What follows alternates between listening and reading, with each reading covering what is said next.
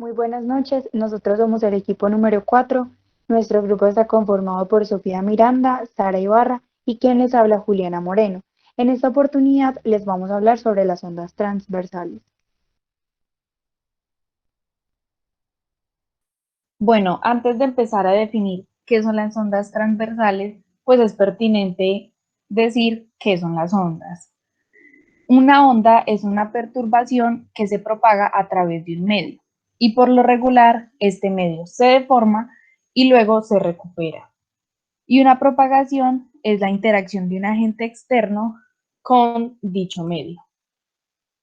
Y ya adentrándonos a las ondas transversales, tenemos que una onda transversal sucede cuando las partículas del medio vibran en una dirección perpendicular a la dirección de propagación de onda.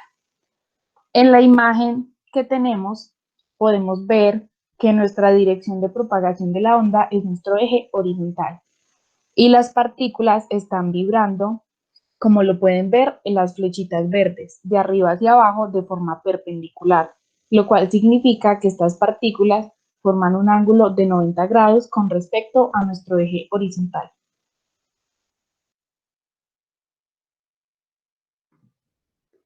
Para entender un poco más a fondo cómo funcionan las ondas transversales, vamos a ayudarnos de este gráfico tan sencillo que vemos en pantalla, donde la flecha verde nos indica la dirección de propagación de la onda y la flecha azul la dirección en que se mueven las partículas. Es importante tener en cuenta la diferencia entre las ondas longitudinales y las ondas transversales. Para las ondas transversales podemos ver que la dirección de propagación es perpendicular a la dirección de movimiento de las partículas. En cambio, para las ondas longitudinales, estos movimientos se hacen de forma paralela.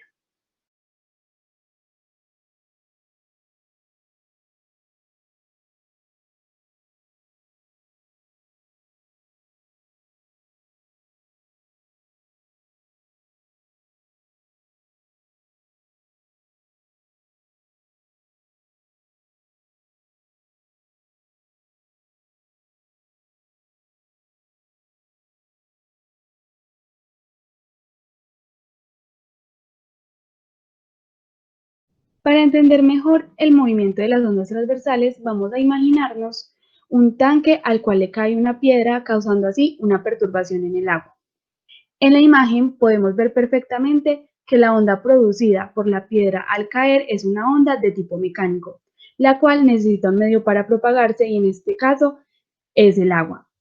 Además, entendemos que la onda no es la circunferencia completa que vemos al formarse en el lago, sino una sección de dicha circunferencia.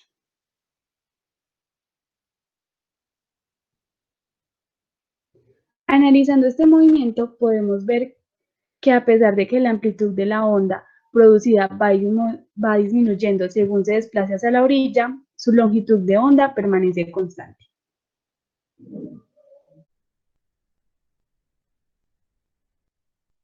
Por medio de este simulador podemos observar cómo se representa gráficamente la posición de manera vertical de una onda transversal. Podemos observar que las ondas, pues la onda transversal está teniendo un movimiento, pero como esta partícula, que es la que se nos está mostrando en este gráfico, todavía no presentaba un movimiento, se mantenía estable. Pero pues ya que se empezó a mover, nos presenta esta forma de la gráfica. Lo que también nos permite ver este simulador es cómo se contrarresta también con el movimiento o bueno, la posición con la velocidad. En este momento pues ambos son ceros porque estamos mirando esta partícula roja. Pero pues ahí podemos ver cuál es el punto máximo de la velocidad, que es cuando recién empieza, y también podemos ver cuando vuelve a ser cero y bueno, los picos de la posición y de la velocidad. Con base a ese gráfico podemos decir, o bueno, con base a esa simulación, podemos decir que la ubicación vertical de los puntos está en función de la ubicación horizontal a lo largo del eje X y del tiempo. La función matemática para este tipo de ondas es y de x de t, o sea, la posición vertical en función de la posición horizontal y del tiempo, es igual a la amplitud por el coseno de k por x menos w por t más phi, donde k es la constante, x es la posición horizontal, W es la velocidad angular y T es el tiempo, y pues phi sería nuestro ángulo de desfase. También existe una ecuación diferencial de las ondas transversales, que nos dice que la segunda derivada de y con respecto al tiempo es igual a t sobre p por l por la segunda derivada de la posición vertical con respecto a la posición horizontal. Y también de ahí nos dicen que la velocidad es igual a la raíz de t sobre p por l, donde p por l es la densidad lineal de la masa, o también conocida en muchas ocasiones como μ, y t pues es la tensión. De allí también podremos sacar como otras fórmulas muy importantes que nos permitirán pues como definir pues estos ejercicios. Entonces tenemos que K, que es la constante, es 2pi sobre lambda, donde lambda es la longitud de la onda. Tenemos también que la velocidad angular es 2pi sobre el periodo, que la frecuencia es 1 sobre el periodo, que la velocidad es la longitud de onda sobre el periodo, o también puede ser la velocidad angular sobre la constante K.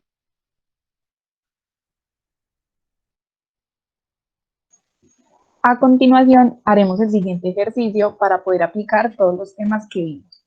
El ejercicio dice, una onda transversal de 1 centímetro de amplitud y 10 Hz de frecuencia se propaga a lo largo del eje de abscisas con una velocidad de 20 metros por segundo. Escribe la expresión de la elongación, la velocidad y la aceleración de una partícula situada a 10 centímetros del foco. ¿En qué instante alcanza esa partícula los valores máximos de las expresiones anteriores? Bueno, a nosotros nos dan unos datos del ejercicio que ya mi compañera dijo anteriormente. Es importante resaltar nuevamente pues que la amplitud es 0,01 metros, la frecuencia que también nos la dan que es 100 Hz. El periodo pues simplemente lo que hacemos es dividir 1 sobre la frecuencia y nos daría el periodo que sería 0,01 segundos. La longitud de onda que la calculamos con la fórmula que mostramos anteriormente que nos da 0,2 metros. La frecuencia angular que también fue calculada que nos da 200 pi radianes sobre segundo, y el número de ondas, que sería la constante K, es 10 pi radianes sobre metro. Todos estos cálculos los hicimos con las fórmulas que explicamos anteriormente.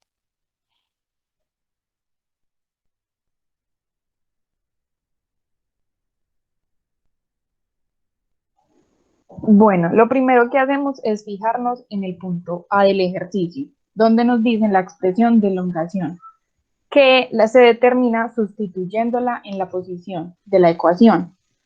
Entonces, tenemos que el tiempo va a ser 0,1. Reemplazamos en esa ecuación de posición y nos da la ecuación de 10 a la menos 2 coseno de 2pi que multiplica a 100t menos 0,5 y todo eso expresado en segundos.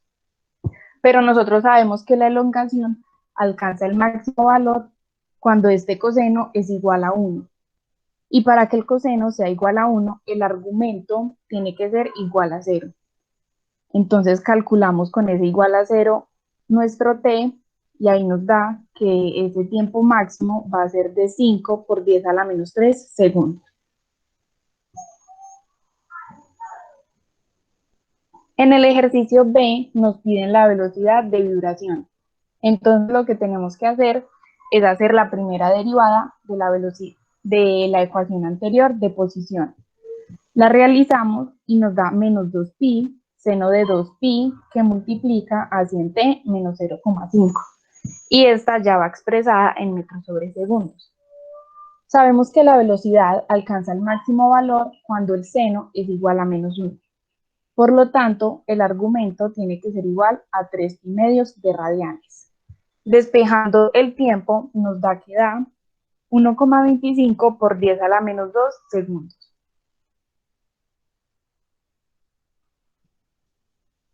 Y ya para terminar, nos piden la aceleración, que es la segunda derivada de nuestra posición.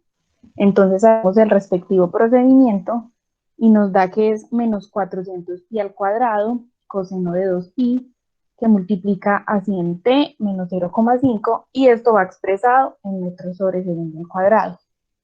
Para que la aceleración sea máxima, el coseno tiene que ser igual a -1. Y eso significa que el argumento tiene que ser igual a pi radianes. Despejando t, como lo veníamos haciendo anteriormente, nos da que este tiempo máximo va a ser de 10 a la menos 2 segundos. Y ahí queda el resultado de este ejercicio.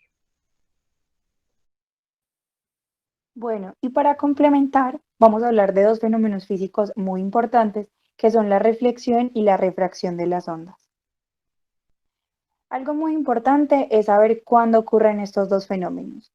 Bueno, entonces la reflexión y la refracción ocurren solamente cuando una onda que se propaga en un determinado medio se encuentra con una superficie de separación con otro medio. Digamos que generalmente podemos decir que una parte de la energía de la onda que se venía propagando se refleja y otra parte de ella se refracta.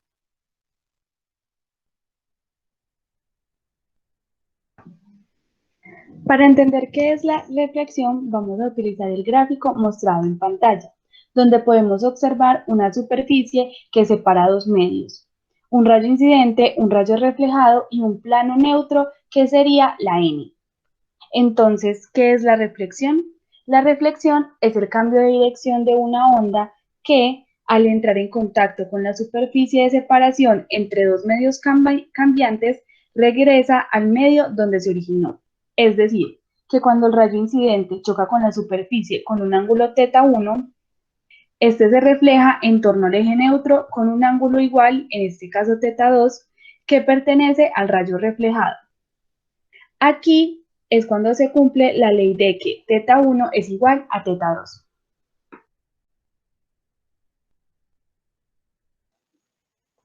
Continuando con la refracción de las ondas, tenemos que es el fenómeno por el cual las ondas sufren una desviación como consecuencia de un cambio en su velocidad de propagación. Es por eso que decimos que cambia su dirección y también va a cambiar la velocidad de propagación. Por eso tenemos θ1 y θ2 y velocidad 1 y velocidad 2. Y cabe aclarar que los fenómenos pueden suceder al mismo tiempo. Al tener un ejercicio nos podemos encontrar con estos dos fenómenos. Bueno, vamos a ver aquí como por medio de estos gráficos cuál es como el proceso de la reflexión y de la refracción para poder empezar cómo hacer los cálculos. Entonces es importante, como lo decíamos al inicio, saber que tenemos dos medios, pues el medio de propagación y el medio con el cual la onda, pues digámoslo así, que se va a chocar. Entonces en este caso tenemos dos medios, suponemos que son el aire y el agua, pero puede ser agua, aceite u otro medio. Normalmente el primer medio siempre es aire, pero pues el segundo ya puede variar. A esos los llamamos N1 y N2. Luego tenemos de que un foco emite un rayo. Supongamos que es un rayo de luz que se va a incidir sobre la superficie, pues la superficie número 2, ¿cierto? Entonces tenemos que el foco emite el rayo que va a incidir sobre la superficie. Allí se traza una perpendicular, justo donde incide. Se traza una perpendicular a la superficie del medio. Esto se hace con el fin de estudiar los ángulos y pues de poder mirar cuál va a ser el ángulo de incidencia y pues el ángulo de refracción. Cuando nosotros tenemos una reflexión, entonces tenemos el rayo que se venía propagando y tenemos el ángulo de reflexión. Aquí, como lo dijo mi compañera, se cumple que en este caso este ángulo es igual a este ángulo, o sea que θ1 es igual a θ2, y eso ocurre con respecto a la línea perpendicular de la superficie. Ya cuando tenemos el ángulo de refracción de la óptica, digamos que este ángulo de aquí es diferente a este ángulo de aquí. No se cumple la igualdad de que θ1 es igual a θ2, sino que estos sí son diferentes. Esto se puede notar, o sea, la diferencia como estos ángulos ocurre como cuando, por ejemplo, nosotros estamos en una piscina y sumergimos los pies, nosotros vemos como que los pies se ven partidos, por así decirlo, y pues obviamente eso no está pasando, sino que es la ilusión óptica que genera como la diferencia de estos ángulos. Y pues las fórmulas pues ya están aquí como más explicaditas. Digamos que cada uno de estos dos fenómenos tiene diferentes leyes y fórmulas. El primero es la ley de la reflexión, que como lo decíamos ahora, es que θ1 es igual a θ2. El segundo es la ley de la refracción, que como lo decía mi compañera, tenemos que el seno de θ1 sobre la velocidad 1 es igual al seno de θ2 sobre la velocidad 2. Aquí también podríamos despegar y decir que el seno de θ1 sobre seno de θ2 es igual a la velocidad 2 sobre la velocidad 1. En tercer lugar tenemos a la ley de Snell, que es la que nos permite entender muy bien estos dos fenómenos. Y es como la general, la que siempre utilizamos cuando necesitamos resolver un problema de ángulos. Tenemos que el seno de θ1 por n1 es igual al seno de θ2 por n2. Aquí es importante decir que este n1 es una constante de los medios, igual que este n2. Normalmente a nosotros nos dan ese índice o existe una tabla pues para nosotros poderlos trabajar.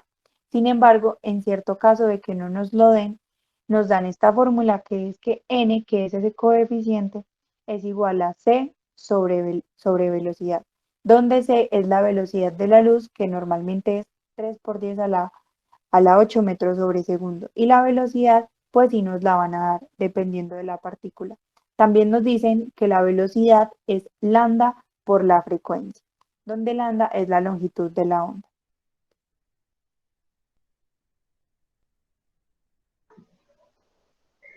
En este tema es importante conocer el ángulo crítico, el cual nos ayuda a saber exactamente dónde una reflexión puede convertirse en una refracción o viceversa. Para el caso de la refracción, vamos a ilustrarnos de esta imagen, donde en la primera parte podemos ver un rayo que se encuentra en el agua con un ángulo θ1 y se refracta hacia el aire con un ángulo θ2. En la segunda parte vemos que el rayo del agua llega a su punto crítico de refracción. Y en la tercera parte vemos que como θ1 es mayor que el ángulo crítico, ocurre una reflexión interna total.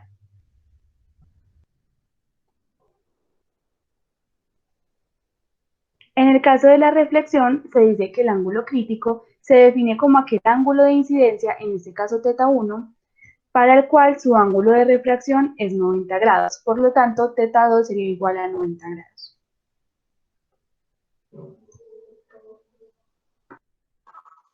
A continuación tenemos un ejercicio para poner en práctica todo lo que hemos aprendido. El ejercicio dice, un rayo de luz sale del agua al aire. Sabiendo que el ángulo de incidencia es de 30 grados y que el agua tiene un índice de refracción de 1,33, calcular el ángulo de refracción.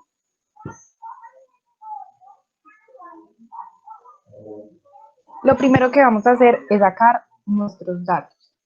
Tenemos que N1 va a ser el agua y N2 el aire, porque sale del agua al aire. Aplicando la ecuación, nos dicen que tenemos que hallar el seno de R, que es el de refracción. Por lo tanto, lo despejamos y el seno de R nos da 0,6650. Y haciendo el inverso del seno, nos da que R da un valor de 41,7.